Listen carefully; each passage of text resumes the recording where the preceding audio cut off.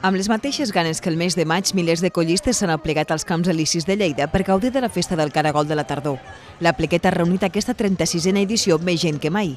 3.500 persones de 70 colles que l'únic que volen és passar-s'ho bé. Cuinem, mengem cargols, disfrutem del dia, de l'amistat, de Lleida, del bon temps i ens preparem per la tardor i l'hivern, que és molt dur aquí a Lleida.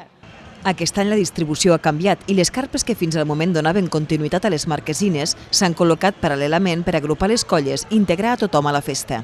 I això és un punt a favor nostre perquè l'any passat érem com molt lluny, a la punta, i la veritat és que no podíem socialitzar ni podíem estar amb altres penyes. De veritat, ens ho passem molt bé perquè estem molt integrats sota les colles. I el cantó del ball, que és molt important. I el vermut. És un bon lloc, no? Què en penseu? Perfecte. Molt millor que l'any passat. Molt millor que l'any passat.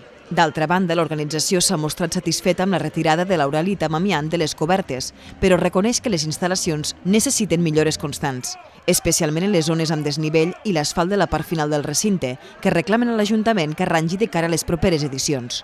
La zona del final té zones molt irregulars i zones molt velles que en un primer asfaltatge inicial no se va acabar de completar i bé, ajudaria unes quantes colles que el ferm fos una mica més homogeni, no?